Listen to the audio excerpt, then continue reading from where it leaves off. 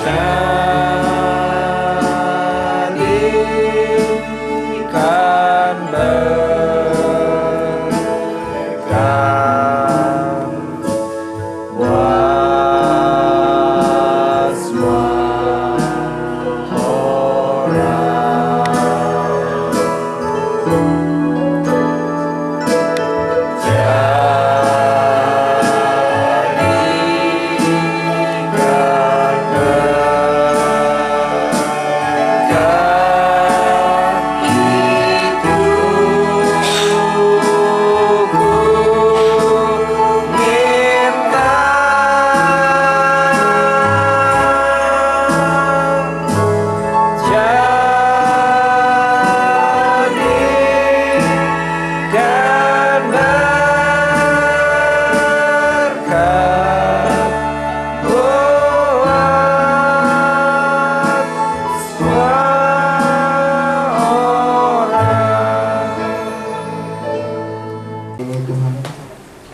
Di minggu-minggu terakhir kami menutup tahun 2024 Tuhan, tidak berubah selalu kasih setiamu kepada kami Bapa.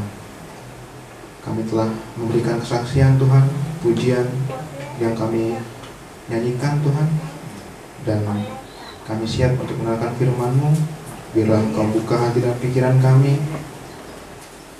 biar kami dapat menerima firman-Mu menjadi benih-benih yang tumbuh dalam hati kami dan berbuah bagi orang lain. Terima kasih Bapa. Hanya dalam nama Tuhan Yesus Kristus kami sambut firman-Mu.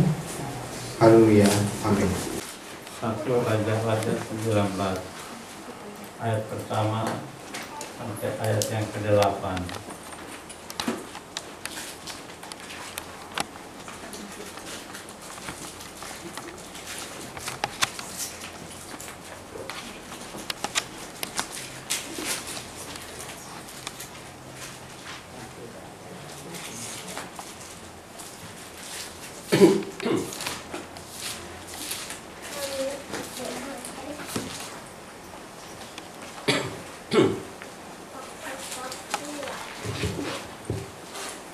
Ketika Ahab memberitahukan kepada Isabel segala yang dilakukan Elia dan perihal Elia membunuh semua nabi itu dengan pedang, maka Isabel menyuruh seorang suruhan mengatakan kepada Elia, "Beginilah kiranya para Allah menghukum aku, bahkan lebih lagi daripada itu, jika besok kira-kira pada waktu ini aku tidak membuat nyawamu sama seperti nyawa salah seorang dari mereka itu."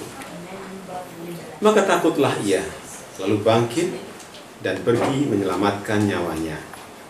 Dan setelah sampai ke Beersheba yang termasuk wilayah Yehuda, ia meninggalkan bujangnya di sana.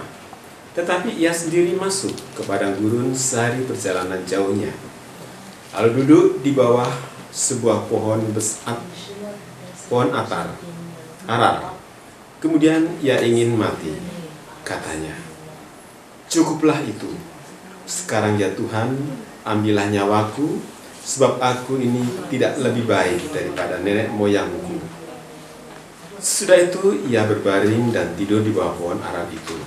Tetapi tiba-tiba seorang malaikat menyentuh dia serta berkata kepadanya, "Bangunlah, makanlah." Ketika ia melihat sekitarnya, maka pada sebelah kepalanya ada roti bakar dan sebuah kendi berisi air. Lalu ia makan dan minum. Kemudian berbaringlah pula. Tetapi malaikat Tuhan datang untuk kedua kalinya dan menyentuh dan dia serta berkata, "Bangunlah, makanlah, sebab perjalananmu nanti terlalu jauh bagimu." Maka bangunlah ia, lalu makan dan minum, dan oleh kekuatan makanan itu ia berjalan 40 hari 40 malam lamanya sampai ke gunung Allah, yakni Gunung Horeb.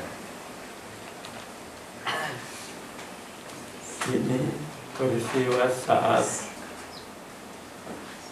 Isabel mengancam akan membunuh Elia. Elia melarikan diri. Dalam pelariannya itu dia sampai ke Gunung Horeb. Gunung Horeb itu nama lain dari Gunung Sinai, Gunung Horeb. Elia dia bertemu dengan Tuhan di Gunung Horeb dan Tuhan memberi dia perintah untuk menyerahkan pekerjaannya kepada Elisa, mengganti dia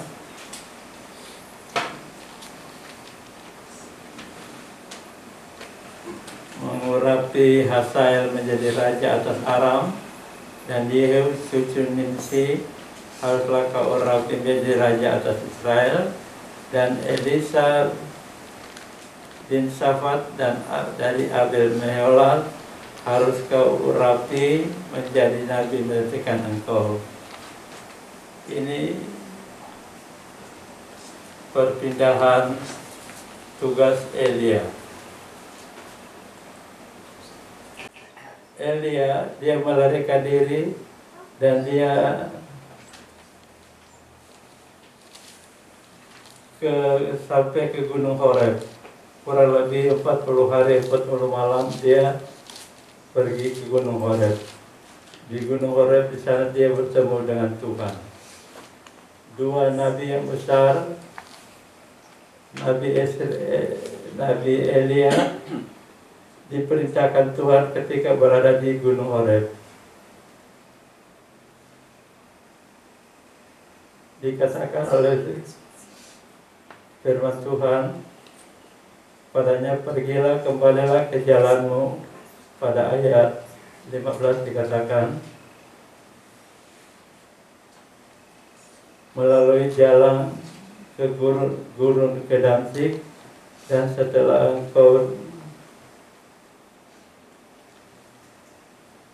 sampai, engkau harus mengurapi. Jadi dia mengurapi Hazael menjadi raja atas Aram, dan kemudian Yehu itu Yehorapi menjadi raja atas Israel, dan kemudian dia memanggil Elisa. Elisa terpanggil. Waktu Musa juga dia bertemu dengan Tuhan di Gunung Horeb. Dua nabi besar bertemu Tuhan di Gunung Horeb. Pertama Musa, ketika dia menggembalakan domba, dikatakan ia sampai ke Gunung Horeb.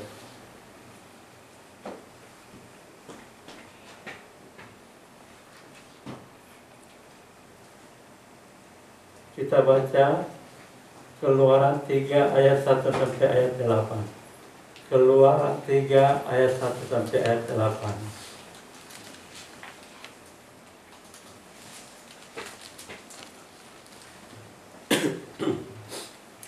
Adapun Musa, ia biasa mengembalakan kambing domba Yetro, mertuanya, imam di Midian. Sekali ketika ia menggiring kambing domba itu ke seberang padang gurun, sampailah ia ke gunung Allah, yakni Gunung Horeb. Lalu malaikat Tuhan menampakkan dirinya kepadanya di dalam nyala api yang keluar dari semak duri.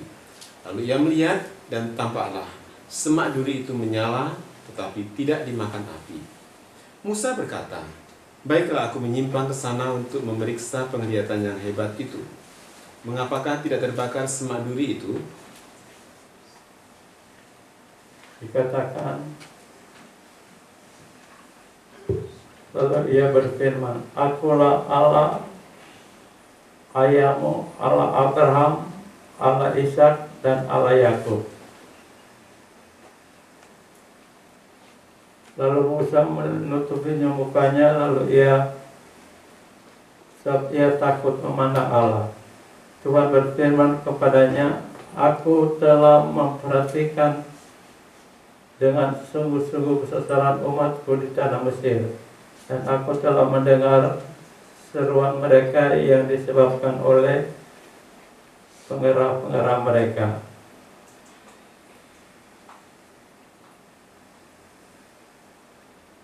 dikatakan aku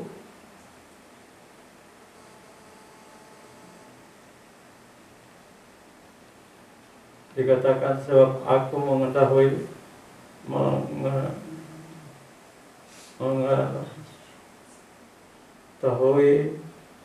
penderitaan mereka.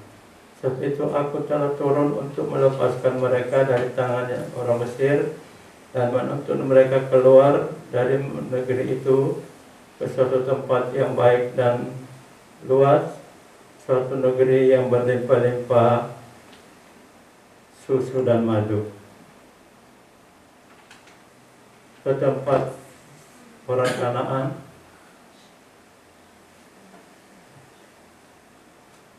orang Amori, orang ini, supaya firman ini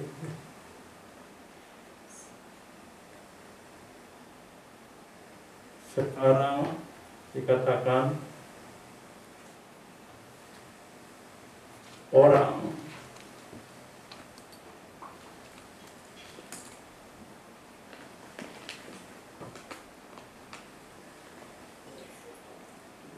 dikatakan juga telah kulihat betapa kerasnya orang Mesir menindas mereka. Lalu sekarang pergilah, aku mengutus engkau kepada Firaun untuk membawa umatku yang orang Israel keluar dari Mesir. Musa menerima panggilan Tuhan menuntun Israel keluar dari Mesir. Itu dikatakan ke negeri yang berlimpah madu dan susu. Ada yang mengatakan yang dimaksud dengan madu dan susu itu karena Yeriko berlimpah dengan buah-buah yang manis itu. Jadi ya, dikatakan bahwa Tuhan memerintahkan Israel ke negeri dikatakan penuh susu dan madu. Ada yang mengatakan itu bukan susu-susu begitu, tidak. Bagi saya, masa Tuhan tidak tahu membedakan buah Yeriko, buah-buah di Yeriko dengan susu dan madu.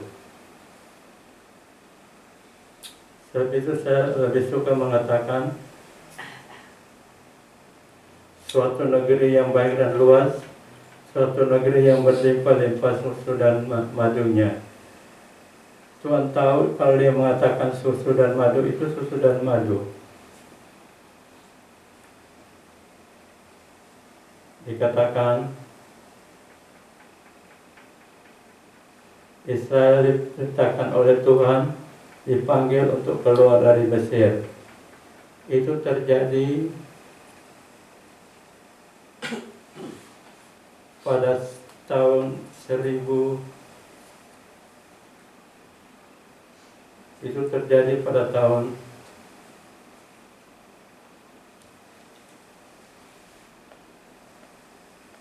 1402 sebelum Kristus. Sedangkan Elia pada tahun 848 sebelum Kristus, 848 tahun. Jadi cukup jauh bedanya, 1000 tahun lebih, 1800 tahun. Bedanya jauh, dan memang itu maksud Tuhan, perintahnya kepada Musa dan kepada Elia. Elia waktu itu diperintahkan oleh Tuhan karena dia melarikan diri dari Isabel.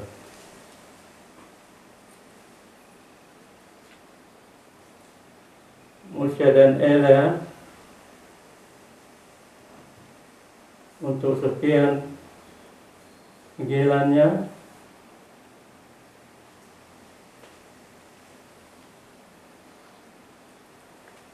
dikatakan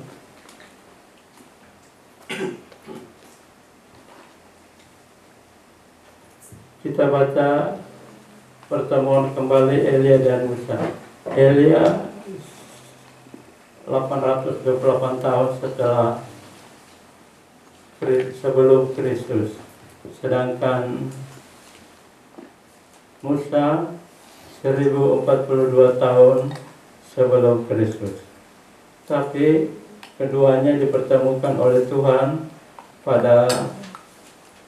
juga pada gunung yang tinggi, yaitu Tuhan menampakkan diri pada kemuliaannya. Matius 17 kita baca. Matius 17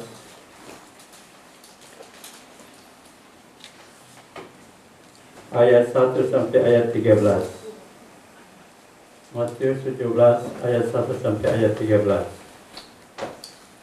6 hari kemudian Yesus membawa Petrus, Yakobus, dan Yohanes saudaranya, dan bersama-sama dengan mereka ia naik ke sebuah gunung yang tinggi. Di situ mereka sendiri saja.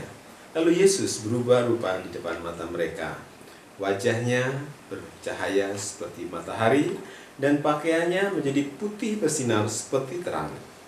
Maka nampak kepada mereka Musa dan Elia sedang berbicara dengan dia. Ayat 3. Maka nampak kepada mereka Musa dan Elia sedang berbicara dengan dia. 4. Kata Petrus kepada Yesus, "Tuhan, betapa bahagianya kami berada di tempat ini. Jika Engkau mau, biarlah kudirikan di sini 3 kemah, 1 untuk Engkau, 1 untuk Musa, dan 1 untuk Elia." Petrus berkata kepada Yesus, "Tuhan, betapa bahagianya kami berada di tempat ini." Rasul Petrus mengatakan itu kepada Tuhan, dan tiba-tiba ada suara dari langit yang mengatakan,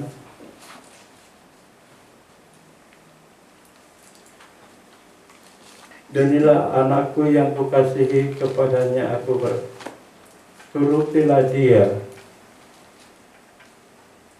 Suara itu Petrus mendengar dari surga. Petrus menyaksikannya dalam suratan Petrus 2 Petrus pasal pertama. 2 Petrus pasal pertama.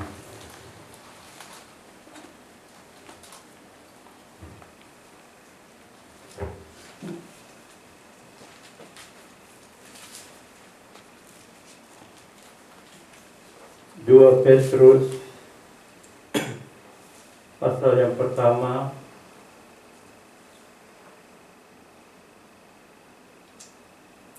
Rasul Petrus menjadi saksi dari kemuliaan Tuhan itu. 2 Petrus 1 ayat 16 sampai ayat 18, silakan. Sebab kami tidak mengikuti dongeng-dongeng isapan jempol manusia ketika kami memberitahukan kepadamu kuasa dan kedatangan Tuhan kita Yesus Kristus sebagai Raja. Tetapi kami adalah saksi mata dari kebesarannya. Kami menyaksikan bagaimana ia menerima kehormatan dan kemuliaan dari Allah Bapa ketika datang kepadanya suara dari Yang Maha Mulia yang mengatakan, "Inilah anak yang kukasihi, kepadanya lah aku berkenan." Suara itu kami dengar datang dari surga ketika kami bersama-sama dengan dia di atas gunung yang kudus. Petrus menjadi saksi pertemuan antara Musa yang hidup 1200 tahun sebelum Kristus dan Elia yang 848 tahun sebelum Kristus. Dua-duanya bertemu di atas gunung, kata firman Allah, saat Tuhan mempermuliakan anaknya. Dikatakan pada Injil Matius tadi, dikatakan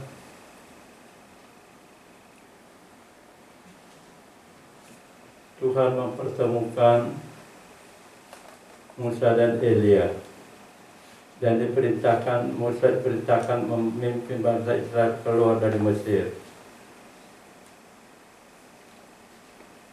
Musa dan Elia mendapat panggilan dari Tuhan untuk kesekian kalinya untuk memimpin umat Israel keluar dari Mesir. Elia dikatakan dia membunuh nabi-nabi 450 tahun, 450 orang dia bunuh, dan itu menjadikan Isabel menuntut nyawanya Elia, dan Elia lari, dia ketemu Tuhan di atas gunung Horeb. Sama pertemuan Musa dengan Elia, sama di atas gunung Horeb, gunung kemuliaan.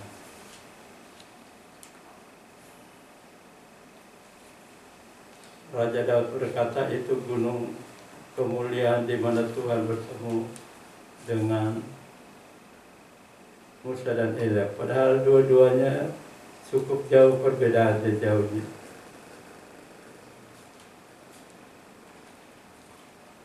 Dikatakan oleh firman Allah,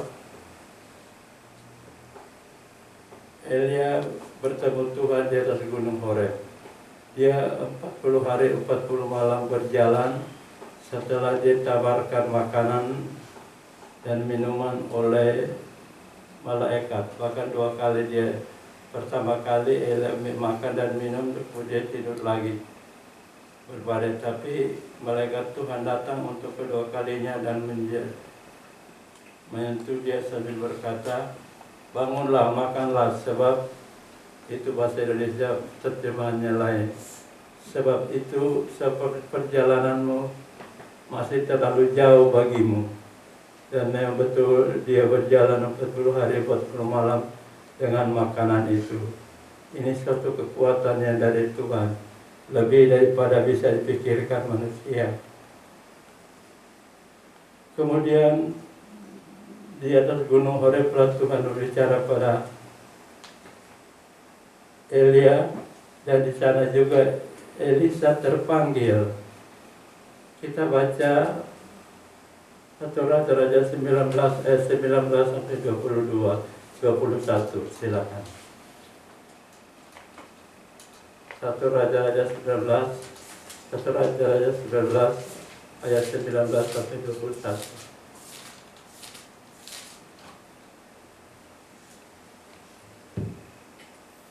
Setelah Elia pergi dari sana, ia bertemu dengan Elisa bin Safat yang sedang membaca dengan 12 pasang lembu, sedang ia sendiri mengemudikan yang ke-12.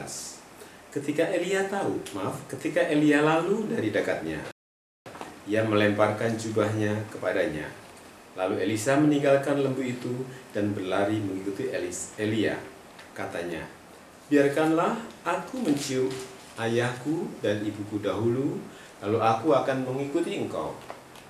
Jawabnya kepadanya, baiklah, pulang dahulu dan ingatlah apa yang telah kuperbuat kepadamu. Lalu berbaliklah ia daripada Elia. Ia mengambil pasangan lembu itu, menyembelihnya dan memasak dagingnya dengan bajak lembu itu sebagai kayu api. Ia memberikan daging itu kepada orang-orangnya, kemudian makanlah mereka. Sesudah itu bersiaplah ia, lalu mengikuti Elia dan menjadi pelayannya. Itu panggilan Tuhan pada Elisa lewat Nabi Elia. Elia melemparkan jubahnya dan Elisa cepat mengerti panggilan itu, dan dia pergi pamit pada orang tuanya. Elia berkata, pergilah. Kemudian ketika Elia diangkat naik ke surga, itu pada 2 Raja-Raja pasal 2, itu terlalu jauh dengan ketika dia dipanggil.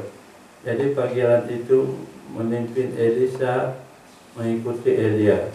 Kemudian Elisa ketika dia melihat Elia terangkat ke surga, dikatakan Elia berkata, Bapakku, Bapakku, kereta Israel dan orang-orangnya yang berkuda. Kemudian tidak dilihatnya lagi, lalu direngutnya pakaian dan dikoyakannya menjadi dua kepada koyakannya. Setelah itu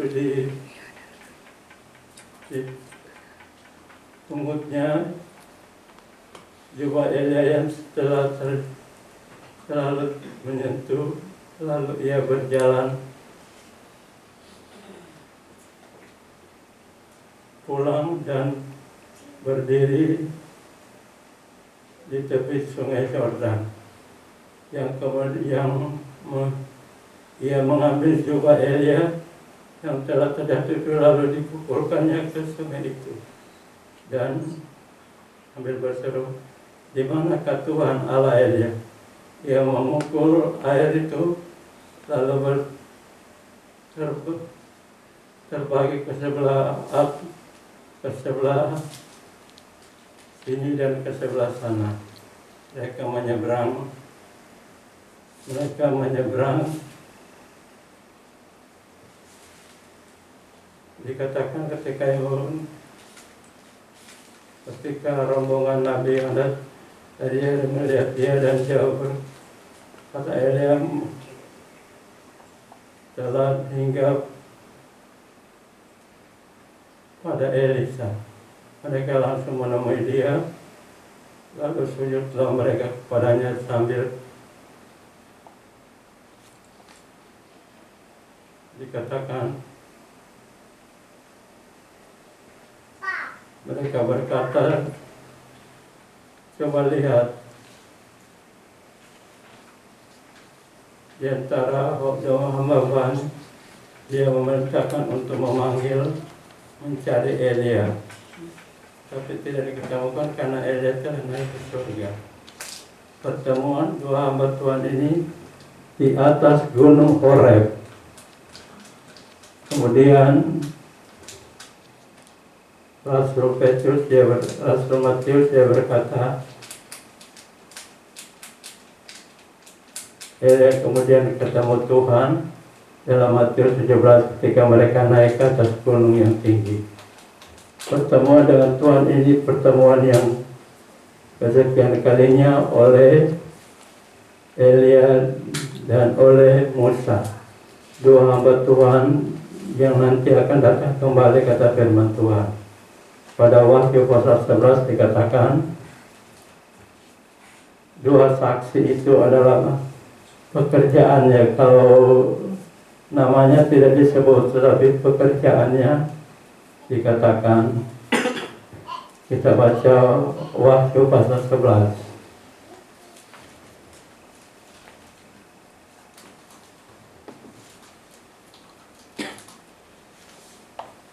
Kita Wahyu pasal 11.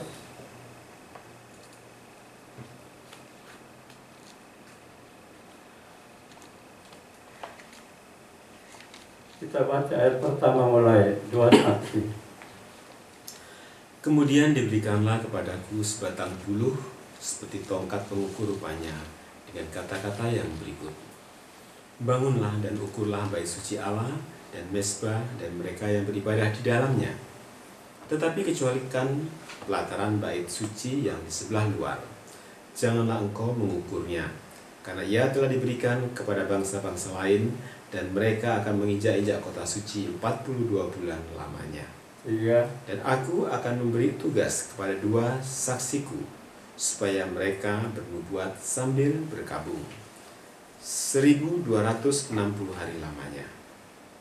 Mereka adalah kedua pohon zaitun dan kedua kaki dian yang berdiri di hadapan Tuhan semesta alam. Dan jikalau ada orang yang hendak menyakiti mereka, keluarlah api dari mulut mereka menghanguskan semua musuh mereka. Dan jikalau ada orang yang hendak menyakiti mereka, maka orang itu harus mati secara itu. Mereka mempunyai kuasa menutup langit, supaya jangan turun hujan selama mereka bernubuat. Dan mereka mempunyai kuasa atas segala air untuk mengubahnya menjadi darah, dan untuk memukul bumi dengan segala jenis malapetaka setiap kali mereka menghendakinya. dikatakan pertemuan Musa dan Elia, tidak dikatakan namanya, tapi Rasul Yohanes berkata dari pekerjaannya. Dua nabi itu dikatakan yang pertama ketika ayat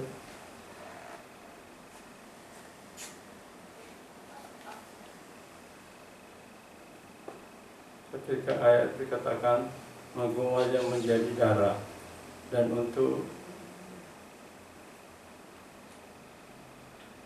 dikatakan dan apabila mereka satu nabi ditandai dengan air menjadi darah dan satu lagi menghentikan, dikatakan menghentikan hujan, dan dikatakan mereka mati dibunuh pada zaman Antikris itu. Dikatakan mereka dibunuh dan semua orang bersukacita ketika melihat mereka itu, dan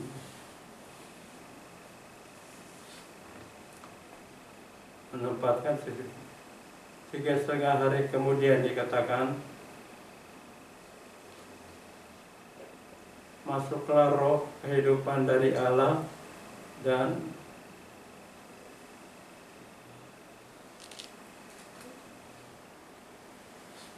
dalam mereka sehingga mereka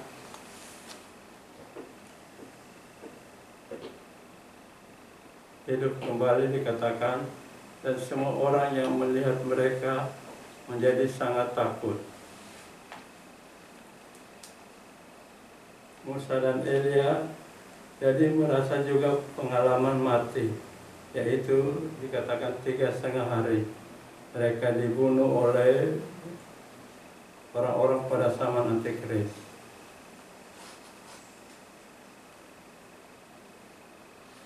Musa dan Elia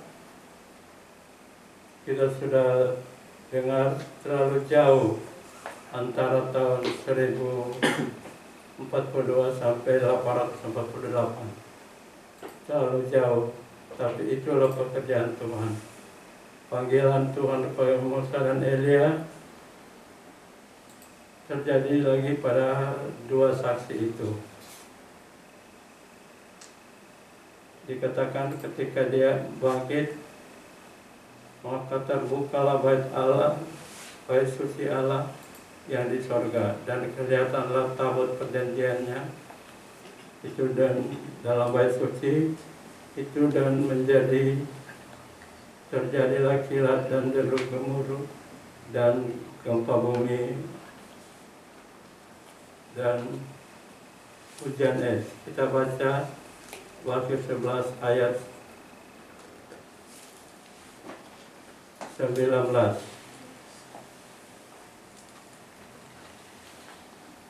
Maka terbukalah bait suci Allah yang di sorga, dan kelihatanlah tabut perjanjiannya di dalam bait suci itu, dan terjadilah kilat dan deru guru dan gempa bumi dan hujan es lebat. Rasul Petrus menyaksikan kembali apa yang dia alami di atas gunung itu. Kita baca pada suratan 1 Petrus 2 Petrus pasal 1, 2 Petrus pasal 1 dikatakan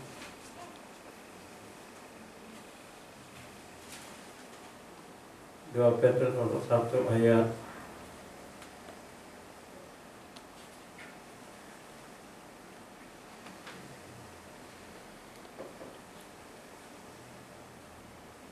2 Petrus 1 ayat 16 kita baca. Sebab kami tidak mengikuti dongeng-dongeng isapan jempol manusia ketika kami memberitahukan kepadamu kuasa dan kedatangan Tuhan kita Yesus Kristus sebagai Raja. Tapi kami adalah saksi mata dari kebesarannya. Kami menyaksikan bagaimana ia menerima kehormatan dan kemuliaan dari Allah Bapa, Ketika datang kepadanya suara dari Yang Maha Mulia yang mengatakan, "Inilah anak yang kukasihi, kepadanya lah aku berkenan." Suara itu kami dengar datang dari surga ketika kami bersama-sama dengan Dia di atas gunung yang kudus. Dikatakan, terdengar suara dari surga, katakan, yang mengatakan, "Inilah anak yang kukasihi, kepadanya lah aku berkenan." Suara itu kami dengar datang dari surga ketika kami bersama-sama dengan Dia di atas gunung yang kudus. Musa dan Elia bertemu lagi ketika menjadi saksi daripada Tuhan untuk zaman antikris itu. Mereka datang ke dunia dan mengalami mati, dibunuh. Jadi Musa secara logika, secara Alkitabiah dikatakan 2 kali mati. Satu mati di gunung Nebo ketika dia melihat Kanaan. Tuhan perlihatkan dia Kanaan, tapi Tuhan tidak memimpin dia masuk Kanaan. Yang memimpin adalah Yosua.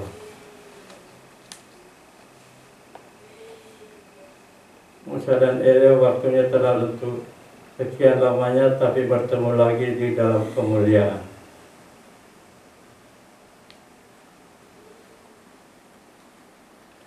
Dikatakan dia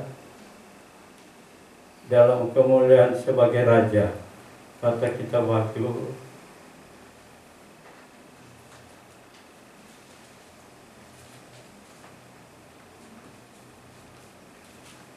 surat Petrus mengatakan dia 2 Petrus 1 dikatakan,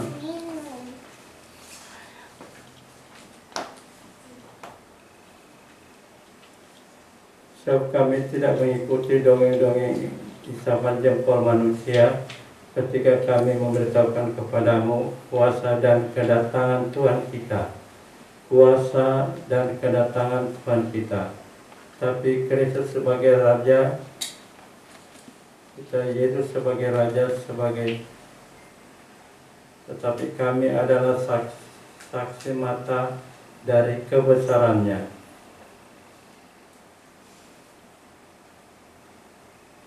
Musa tadi kita dengar 1042 tahun sebelum Kristus dipanggil oleh Tuhan di Gunung Horeb, nama lain dari Gunung Sinai. Baru Elia juga dipanggil di atas Gunung Horeb pada waktu Elia lari dikejar oleh Isabel. Dalam kitab 1 Raja-Raja 19 kita baca 1 Raja-Raja 19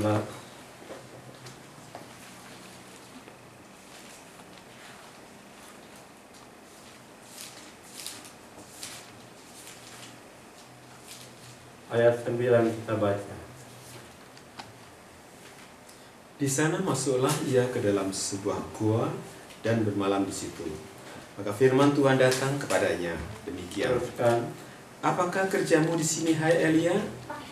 Jawabnya, "Aku bekerja segiat-giatnya bagi Tuhan Allah semesta alam, karena orang Israel meninggalkan perjanjianmu, meruntuhkan mezbah-mezbahmu, dan membunuh nabi-nabimu dengan pedang.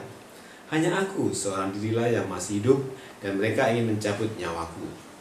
Lalu firman-Nya, "Keluarlah dan berdiri di atas gunung itu di hadapan Tuhan." Teruskan. Maka Tuhan lalu, angin besar dan kuat yang membelah gunung-gunung dan memecahkan bukit-bukit batu mendahului Tuhan. Tetapi tidak ada Tuhan dalam angin itu. Dan sesudah angin itu datanglah gempa. Tetapi tidak ada Tuhan dalam gempa itu. Dan sesudah gempa itu datanglah api. Tetapi tidak ada Tuhan dalam api itu. Dan sesudah api itu datanglah bunyi angin sepoi-sepoi basah. Segera sesudah Elia mendengarnya, ia menutupi mukanya dengan jubahnya, lalu pergi keluar dan berdiri di pintu gua itu. Maka datanglah suara kepadanya yang berbunyi, apakah kerjamu di sini, hai Elia? Teruskan. Jawabnya, aku bekerja segiat-giatnya bagi Tuhan Allah semesta alam, karena orang Israel meninggalkan perjanjianmu, meruntuhkan mezbah-mezbahmu, dan membunuh nabi-nabimu dengan pedang. Hanya aku seorang dirilah yang masih hidup, dan mereka ingin mencabut nyawaku. 15. Firman Tuhan kepadanya, pergilah, kembalilah ke jalanmu, melalui padang gurun ke Damsyik, dan setelah engkau sampai, engkau harus mengurapi Hazael menjadi raja atas Aram. Juga Yehu, cucu Nimsi, haruslah kau urapi menjadi raja atas Israel. Dan Elisa bin Safat dari Abel Mehola harus kau urapi menjadi nabi penggantikan ke engkau. Maka siapa yang terluput dari pedang, maka siapa yang terluput dari pedang Hazael akan dibunuh oleh Yehu, dan siapa yang terluput dari pedang Yehu akan dibunuh oleh Elisa. Tapi aku akan meninggalkan 7.000 orang di Israel, yakni semua orang yang tidak sujud menyembah Baal dan yang mulutnya tidak mencium dia. 19. Setelah Elia pergi dari sana, ia bertemu dengan Elisa bin Safat yang sedang membajak dengan 12 pasang lembu, sedang ia sendiri mengemudikan yang ke-12. Ketika Elia lalu dari dekatnya, ia melemparkan jubahnya kepadanya. Dan Elisa meninggalkan lembu itu dan berlari mengikuti Elia. Katanya, biarkanlah aku mencium ayahku dan ibuku dahulu, lalu aku akan mengikuti engkau. Jawabnya kepadanya, baiklah, pulang dahulu dan ingatlah apa yang telah kuperbuat kepadamu. Lalu berbaliklah ia daripada Elia. Ia mengambil pasangan lembu itu, menyembelihnya dan memasak dagingnya dengan bajak lembu itu sebagai kayu api. Ia memberikan daging itu kepada orang-orangnya, kemudian makanlah mereka. Sudah itu bersiaplah ia, lalu mengikuti Elia dan menjadi pelayannya. Ini panggilan Tuhan kepada Elisa. Elisa terpanggil langsung mengikuti, tidak bertele-tele. Dia tahu maksud Tuhan. Elia melemparkan jubahnya, dia tak mengerti, dan dia langsung pamit pada Elia untuk pamit pada orang tuanya. Dan dia sedang dalam pekerjaan aktif. Jadi Elisa dipanggil saat dia aktif, ketika ia sendiri menggembalakan 12 pasang lembu dan dia mengembalakan pada pasang yang ke-12. Ketika ia lalu dan dekatnya, ia melemparkan jubahnya kepadanya. Ini panggilan Tuhan pada Elisa. Jadi antara panggilan Tuhan pada Elia di atas gunung pada Raja 19,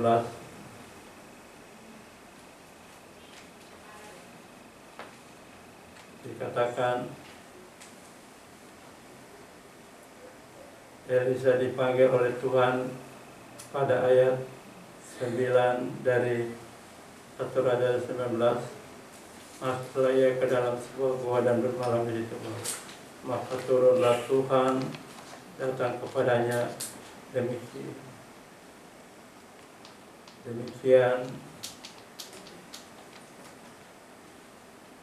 pertanyaan firman Tuhan datang kepadanya demikian, apakah kerjamu di sini, hai Elia? Dan Elia menceritakan peristiwa saat dia membunuh 450 Nabi Baal, saat Isabel mengancam dia untuk membunuhnya seperti membunuh nabi-nabi itu. Dan di sana Tuhan panggil dia pergi lari sampai di Gunung Horeb, dan gunung itulah tempat Musa dipanggil Tuhan. Ketika dia melihat belukar duri menyala tapi tidak hangus, ketika dilihat oleh Musa, dan Musa kemudian bertemu Tuhan, dikatakan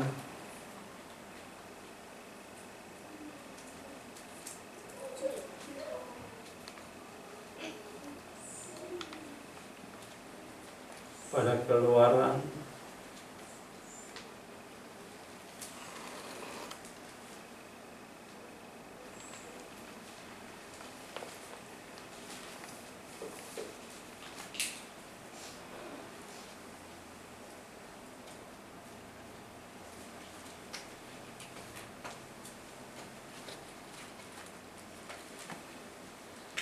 pada kitab Keluaran dikatakan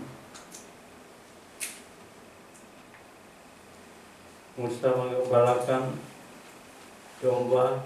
Jadi Musa juga dalam kegiatan aktif dikatakan dia biasa mengembalakan kambing domba Jethro, mertuanya Imam di Midian. Sekali ketika ia menggiring kambing dombanya itu ke seberang padang gurun, sampailah ke gunung Allah, yaitu gunung Horeb.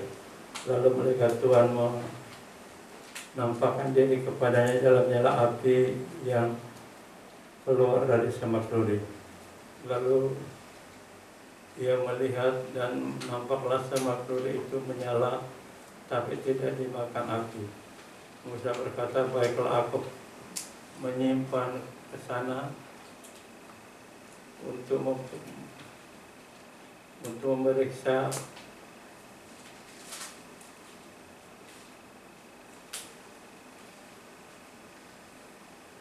dikatakan ketika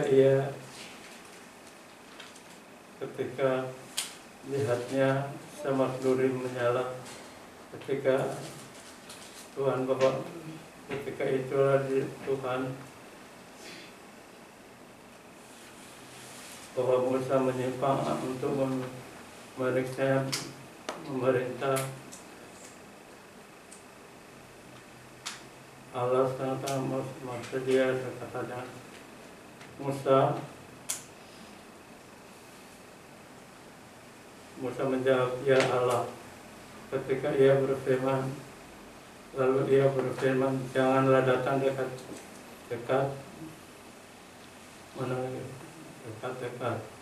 tanggalkan kasutmu dan dari kakimu, sebab tempat ini di mana engkau berdiri itu adalah tanah yang kudus. Lalu ia berkata, akulah ayahmu, Allah Abraham, Allah Ishak dan Allah Yakub. Lalu Musa menutup mukanya sebab dia takut memandang Allah, dan Tuhan memerintahkan dia. Kita lihat begitu jauh antara Musa dengan Elia, tapi Tuhan memakai dua-duanya menjadi satu.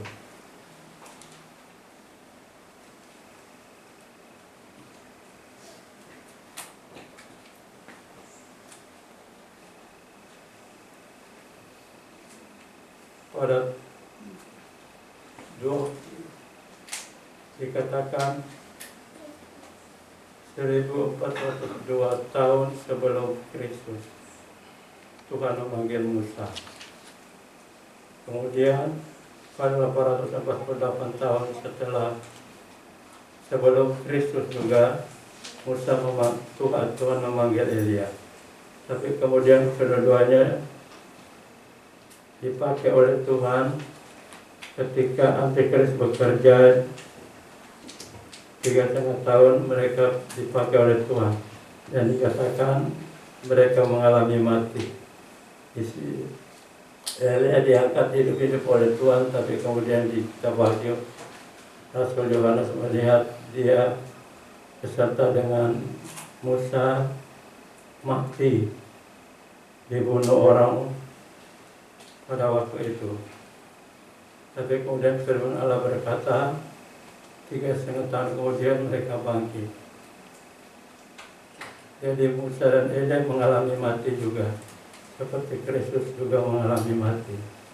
Tapi kemudian Tuhan bangkitkan Musa dan Elia setelah 3,5 hari.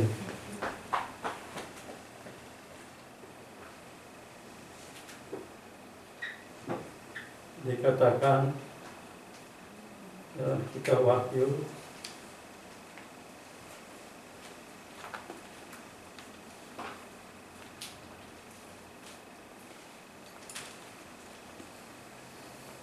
dalam Wahyu 11 dikatakan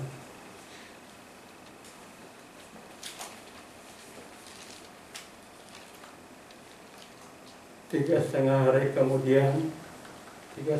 kemudian masuklah roh kehidupan dari Allah ke dalam mereka sehingga mereka bangkit, dan semua orang yang melihat mereka menjadi sangat takut.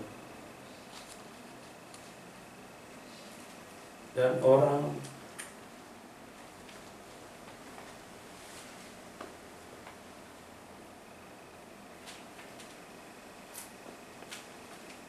pada Wahyu 11 ayat 11 kita baca ayat 11-12. Wahyu 11 ayat 11-12. 3,5 hari kemudian masuklah roh kehidupan dari Allah ke dalam mereka, sehingga mereka bangkit, dan semua orang yang melihat mereka menjadi sangat takut. Dan orang-orang itu mendengar suatu suara yang nyaring dari surga berkata kepada mereka, "Naiklah kemari." Lalu naiklah mereka ke langit, diselubungi awan, disaksikan oleh musuh-musuh mereka. Ayat 13. Pada saat itu terjadilah gempa bumi yang dahsyat, dan 1/10 bagian dari kota itu rubuh, dan 7.000 orang mati oleh gempa bumi itu, dan orang-orang lain sangat ketakutan, lalu memuliakan Allah yang di surga. Celaka yang kedua sudah lewat, lihatlah celaka yang ketiga segera menyusul. Ini saat Tuhan membuka 7 mata air. Tuhan membuka meniupkan sangkakala yang ke-7. 7 penghukuman Allah Bapa, mata Allah Bapa, kemudian 7 penghukuman Allah Anak, dan 7 penghukuman Allah Roh Kudus. 7 penghukuman yang terakhir itulah mereka bangkit. Dan dikatakan, maka terbukalah bait suci Allah yang di surga, dan kelihatan tabut perjanjian di dalam bait suci itu, dan terjadilah kilat dan deru dan gempa bumi dan hujan es. Kita baca Wahyu 11 ayat 19.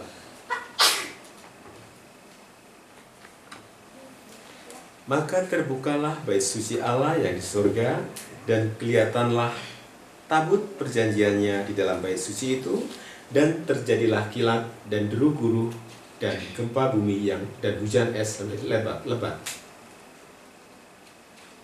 7 penghukuman dari Allah Bapa, 7 penghukuman dari Allah Anak, dan 7 penghukuman dari Allah Roh Kudus. Kita baca Wahyu 12 ayat 7 sampai ayat 9. Silakan. Maka timbullah peperangan di surga. Mikael dan malaikat-malaikatnya berperang melawan naga itu, dan naga itu dibantu oleh malaikat-malaikatnya. Tetapi mereka tidak dapat bertahan. Mereka tidak mendapat tempat lagi di surga. 9. Dan naga besar itu, si ular tua yang disebut iblis atau setan, yang menyesatkan seluruh dunia, dilemparkan ke bawah. Ia dilemparkan ke bumi bersama-sama dengan malaikat-malaikatnya. Hukuman Tuhan terjadi atas iblis yang menjelma, yang dikatakan ular tua itu iblis.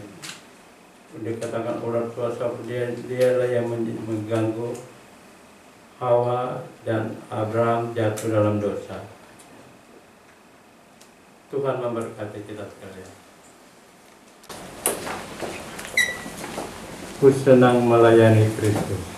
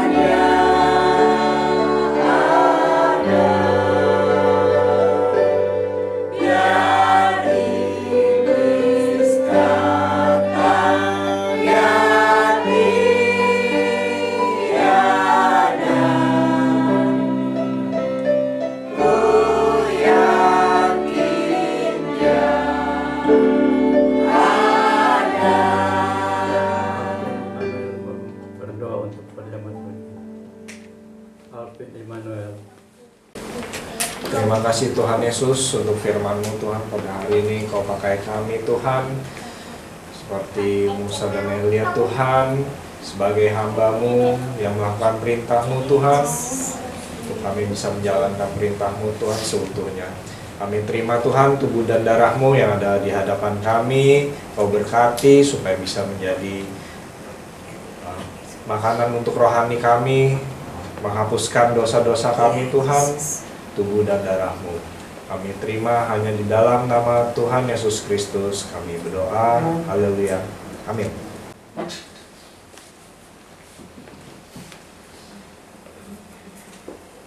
Mohon perhatian, tanggal 29 tidak ada kebaktian. Tanggal 29 tidak ada kebaktian. Kebaktian nanti pada tutup dan buka tahun yang baru, tanggal 31. Ku senang melayani Kristus.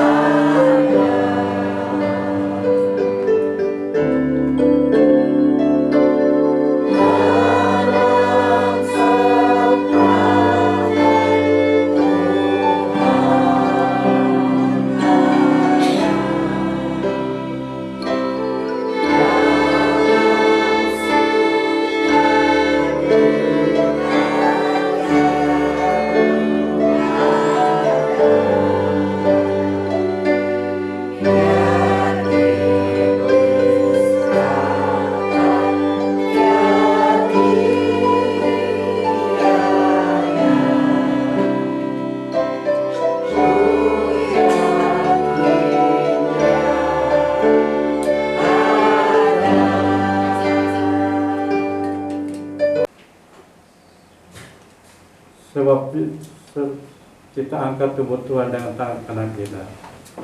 Kita bangkit berdiri.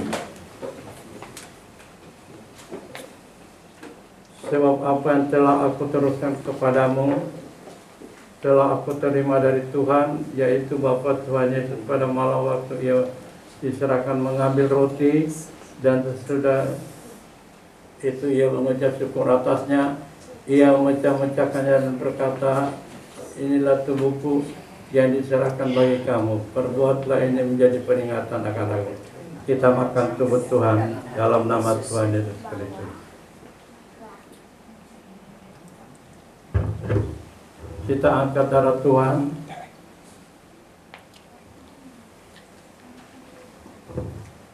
Demikian juga ia mengambil cawan sesudah makan lalu berkata, cawan ini adalah perjanjian baru yang diserahkan oleh darahku. Perbuatan itu setiap kali kamu meminumnya menjadi peringatan akan aku. Dan setiap kali kamu makan roti ini dan minum cawan ini, kamu memberitakan kematian Tuhan sampai ia datang. Kita minum darah Tuhan dengan percaya dalam nama Tuhan Yesus Kristus.